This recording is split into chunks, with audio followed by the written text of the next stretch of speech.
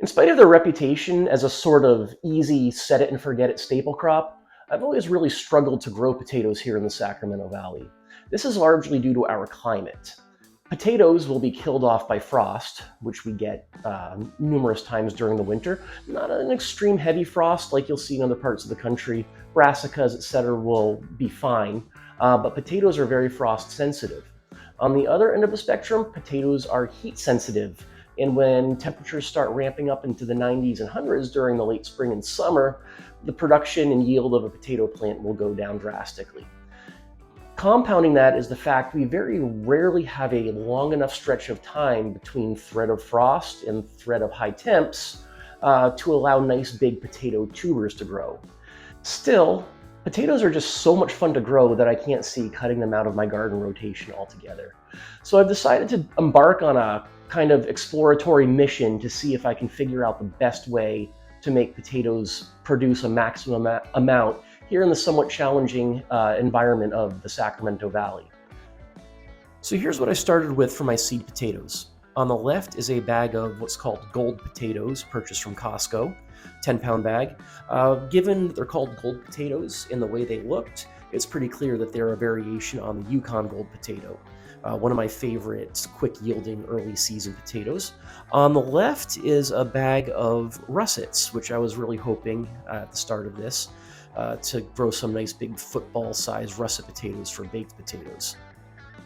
Some of the gold potatoes were already starting to sprout, or chit, C-H-I-T, which is exactly what I wanted to see. A quick note on growing from grocery store potatoes.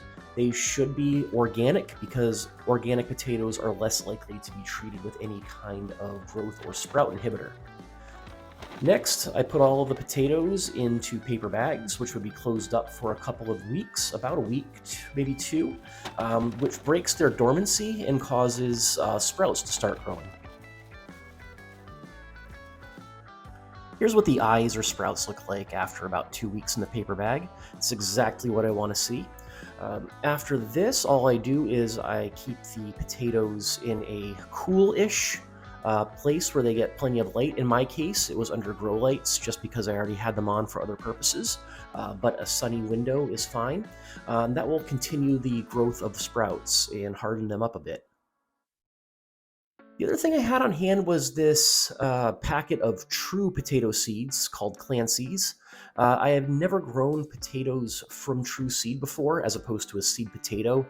These are the actual seed produced by the flowers and fruit. So I decided to give that a try.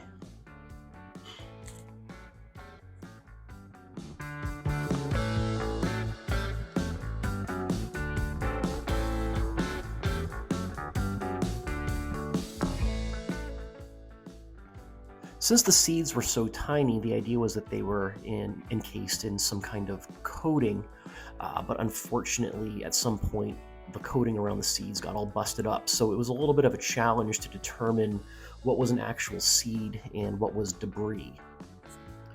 At the end of the day, I wound up with about 7 workable seeds, and I sowed those in peat pots, and along with everything else that I had going on, I put them under grow lights for a few weeks. And here's what they were looking like at around October 1st, first week of October. At this point, I made the call that I was going to put them in the ground. And here are my chitted potatoes, seed potatoes, after about a month into the process, just before I planted them out. And you can see the eyes are looking nice and green and healthy. So some people, what they'll do is they will cut these into chunks with a couple of eyes per piece to get more out of their seed potato. Nothing wrong with that. I have done that in the past, but I barely had enough room for the potatoes whole, so I just skipped that step and saved myself a little work. What I did do, however, was start scraping off some of the eyes.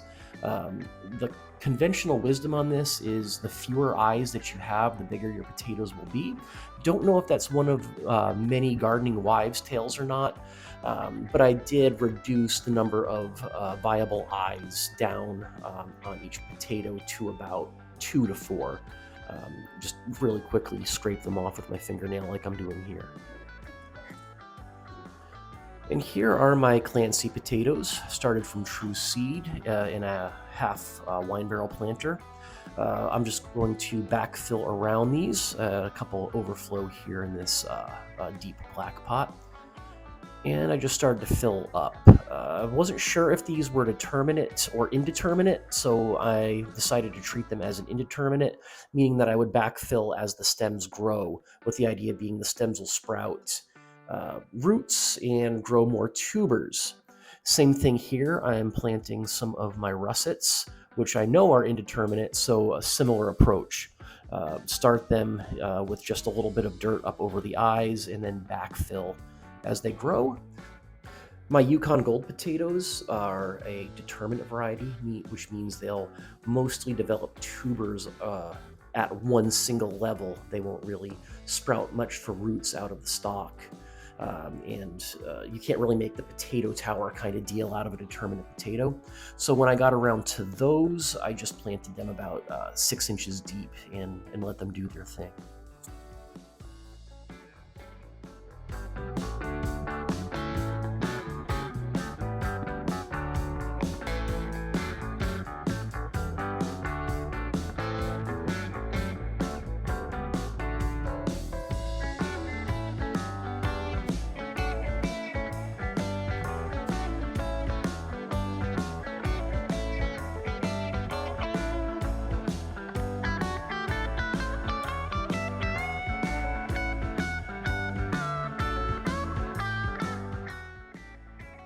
And I am adding a little bit of general purpose powdered granular fertilizer to everything. About 2 weeks later, maybe 2.5 weeks later, everything is really thriving, growing quickly. This is the time of year in Sacramento when conditions are actually really perfect for potatoes.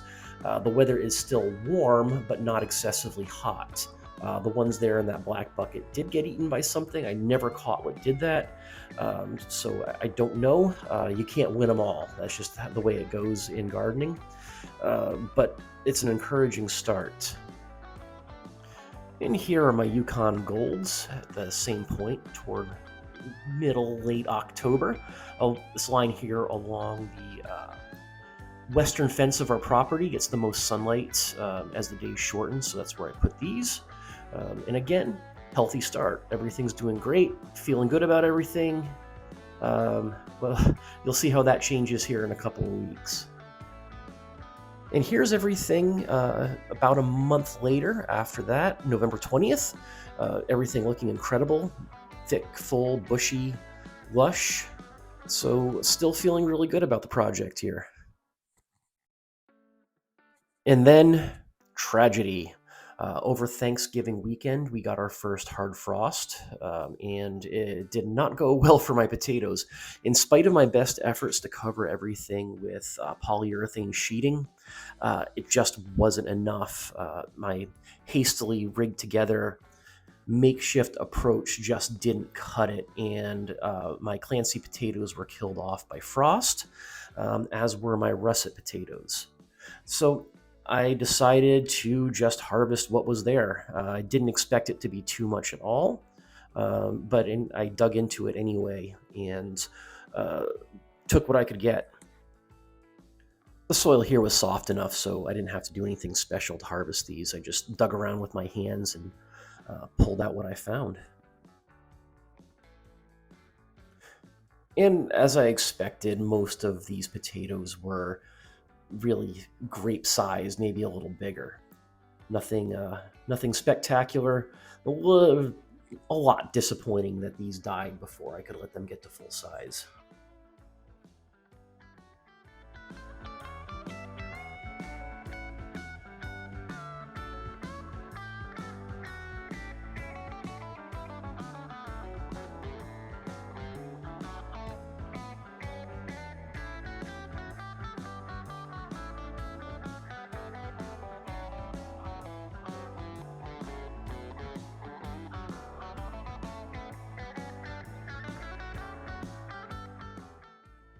And here, unfortunately, is the entirety of my Clancy potato harvest, about 1.25 pounds.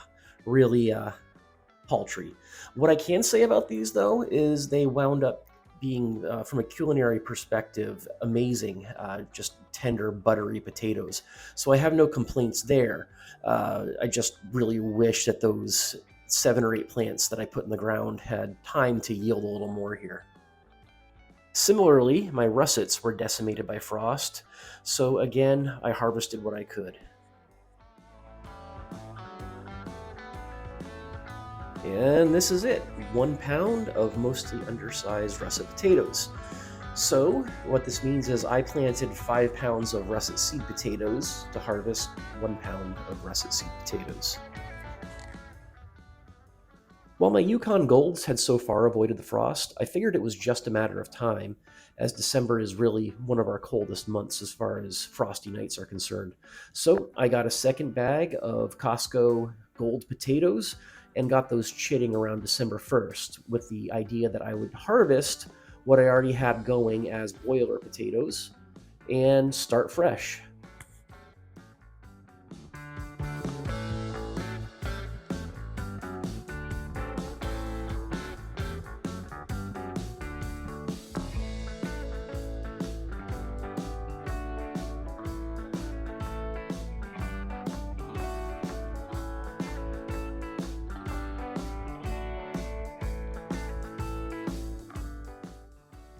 And here's my midwinter Yukon Gold potato harvest, a mediocre 16.5 pounds.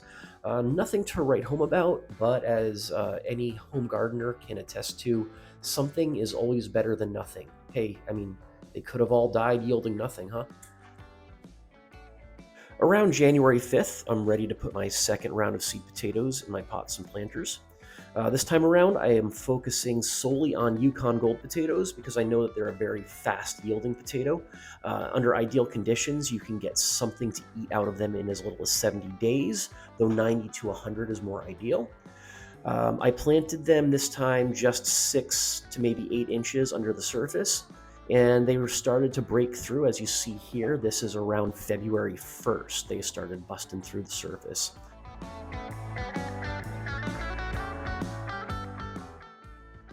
And here are the same plants around March 1st. Everything is flourishing, doing fine. We lucked out in February and March and didn't really get much in the way of frosts. For some reason, our big frosts always come here in November and December, so I didn't have to worry about covering that much, only when the plants were still really small and way easier to cover than when they get bushy like this. So everything here doing well. Again, feeling pretty good about everything. Toward the beginning and maybe middle of April, I ran into another problem that I hadn't anticipated, one of space.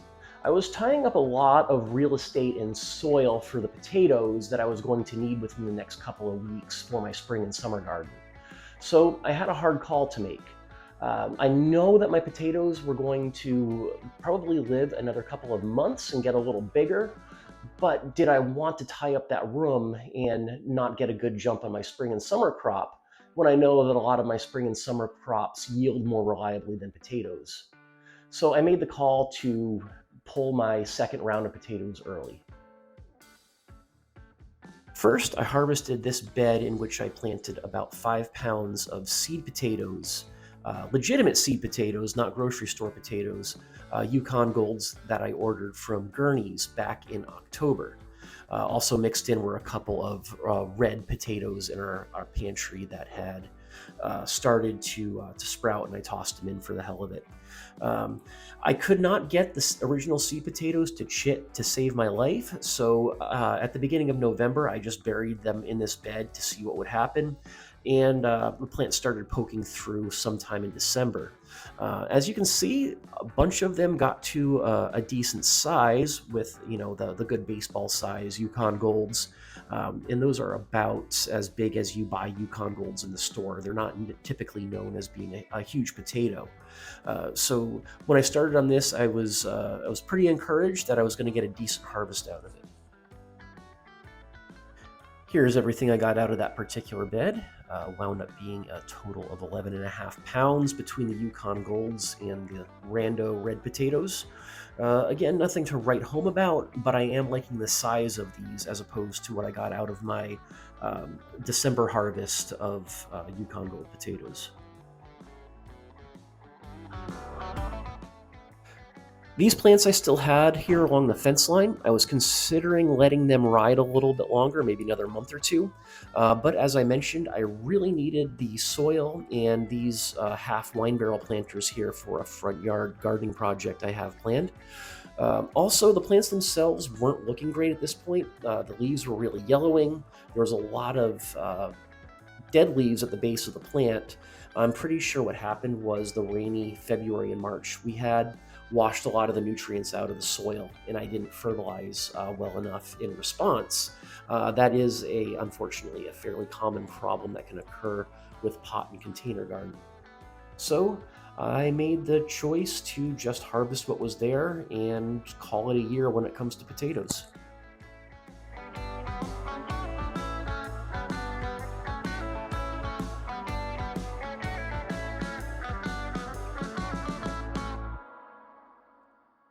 As is becoming a pattern here in my potato journey, most of what I'm harvesting are golf ball size and smaller. But making things a little extra fun here, my 4-year-old daughter is helping me pick some of the potatoes, but also she's mostly interested in collecting grubs. We love to feed those to the chickens. Here's what I got after that first grow bag. A mediocre start, admittedly, but let's keep going. Getting more and more out of the grow bags, and I'm not sure what we're getting more of here, the potatoes or the grubs. So the chickens will be extra happy today, that's for sure.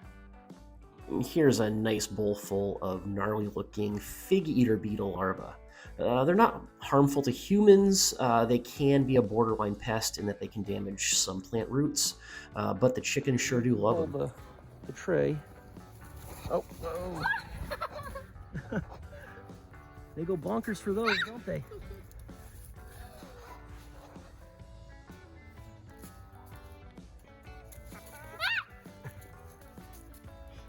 Nope. They're all on the ground, guys. Or ladies, I should say. Is that my phone? Nope, this is mine. No, I'm empty-handed. Please don't tear into me, okay? That's all for now. And all said and done, I got 28.5 pounds out of those fence line planters and grow bags. Again, mostly small potatoes, most of them golf ball sized, but a few nice big baseball sized ones mixed in there as well. Not as much as I would have liked, but it's all still going to be delicious. So all told, I planted 30 pounds of seed potatoes and 1 packet of seeds, and I got about 68 pounds harvest out of that, which, in my mind, that's a little underwhelming. Yeah, it's more than, for lack of a better term, a 100% ROI, and there's really nothing wrong with little boiler potatoes like I mostly got. I'm guessing that there's a reason why boilers at the grocery store are so much more expensive than, their larger cousins, but I know that I could have got a little more caloric bang for my buck with a little more time and getting my timing right a little better. Still, I'm not complaining too much. 68 pounds total potato harvest really isn't that bad. So a couple of my takeaways that I've learned and that will influence how I approach this next year. October is just too early to plant them. The plants will be big at a point when the worst of the frost seems to come at the end of November. I don't know why, but the last few years, our hardest frosts in the Sacramento Valley have been at the end of November. So I'm thinking about pushing my initial planting date a little further into the beginning of November. When the plants are small and just poking through the surface of the soil, they're much easier to cover and protect from frost than when they get big and bushy.